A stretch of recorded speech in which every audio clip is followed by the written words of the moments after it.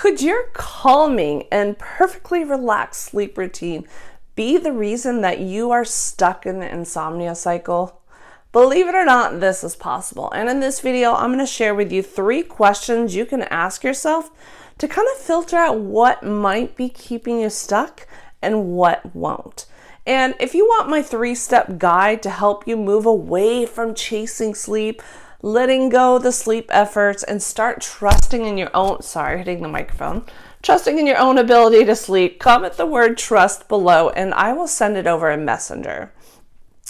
So for those of you who don't know me, my name is Caitlin. I am the owner and creator of the Sleep Makeover Method.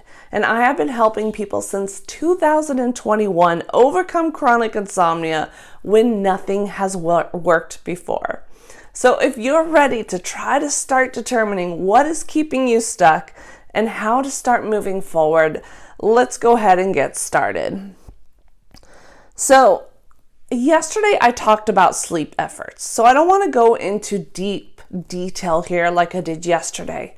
But basically, I'm going to give you an overview in case you didn't see it. Sleep efforts are anything that you're doing to try to control sleep, make sleep happen, try to maintain the sleep that you're already getting, trying to protect it.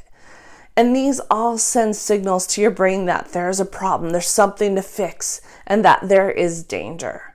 When we combine that fear of not sleeping and trying to escape it and fix it and problem solve it, your brain is starting to see those signals as danger and activates the fight or flight system, and it's purposely keeping you awake because there is danger out there. It doesn't realize that there's not an actual physical threat. So that's just a quick overview of it, but that is what can be keeping you stuck.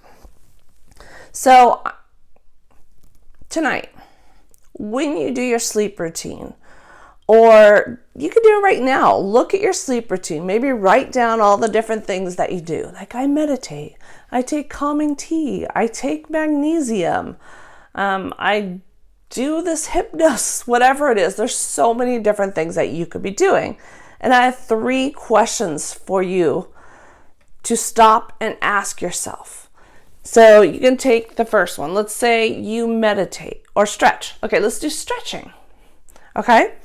Here are my 3 questions. You're going to ask yourself, would I still be doing this if sleep weren't a problem? If you were a great sleeper, would you still be making yourself stretch every single night? That can tell you a lot if it's a sleep effort. And remember, when overcoming insomnia, we need to teach the brain that we are safe. And we need to temporarily let go of those sleep efforts. So this is helping to filter it out. If you weren't having sleep problems, would you still be doing it? Maybe. Stretching feels nice, right? Question number 2. Am I trying to control or create safety? If you're stretching, normally if we don't know about like safety signals and what's going on in the brain with insomnia, it might be out of a way to try to control sleep. Like I'm going to make my body relax so that I can sleep. That is an attempt to control. Or maybe you know about the safety. You're trying to create safety and relaxation in the body, not necessarily with the intention of trying to make yourself sleep, but it feels good and it feels safe and grounding. A 3rd question. Is this helping me feel more pressure or more peace? At nighttime, are you going, oh, I gotta make myself stretch? That might be a little bit of a hint that it's out of control, like you have to do it in order to make yourself sleep. Or is it bringing peace? Like, I get to stretch. I look forward to it. It feels good. Those 3 questions that I just gave you can really help you determine and filter out what to get rid of. Or let go of. That's a more gentle way of saying it. Let go of them because that is a way you're trying to control sleep and escape wakefulness and sending signals of danger to the brain.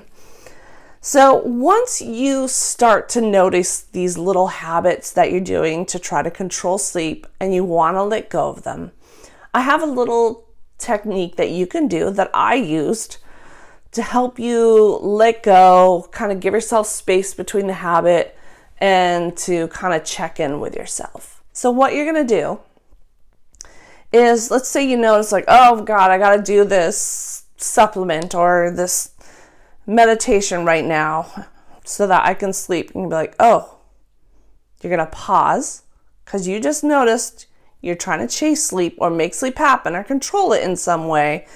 You're going to put your hand, I'm trying not to hit the microphone, on your heart or your belly. I always feel better with on my heart. You can do one on the hand and belly, heart and belly too. Put your hand on your heart and you're going to take 3 slow, deep breaths. But on the exhale, you're going to say, I'm not here to chase sleep. I'm just here to feel safe. So try it right now. Take 3 deep breaths. Put your hand on your heart and say that in your mind. I'm not here to chase sleep.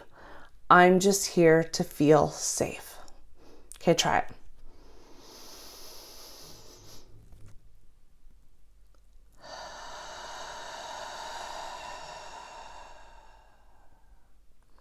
Second one.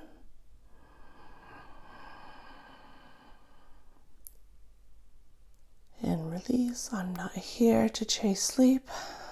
I'm just here to feel safe. One more.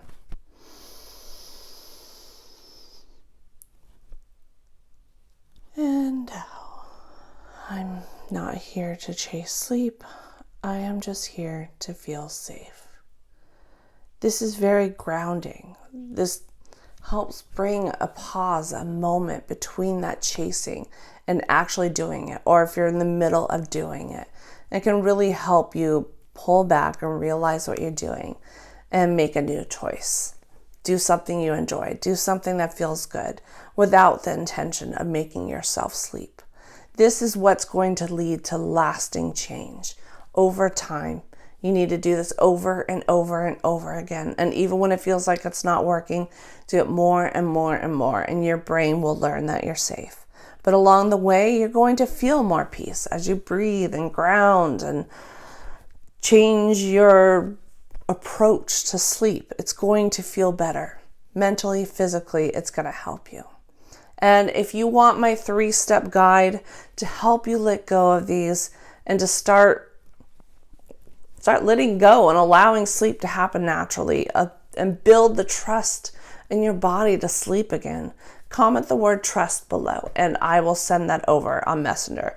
And if you're on YouTube, I'm going to send you and you comment the word trust, I am going to give you my social media links if you don't have it already to request it, because in YouTube, they don't have a messaging option in there and I can't reply and add a comment. I don't give away these lead magnets asking for your email address or anything like that, like a lot of people do. I do it just out of the goodness of my heart, so I don't want to collect your email. So that's it. I hope you enjoyed this video, and go ahead and give this a try tonight, and I will see you tomorrow. Bye.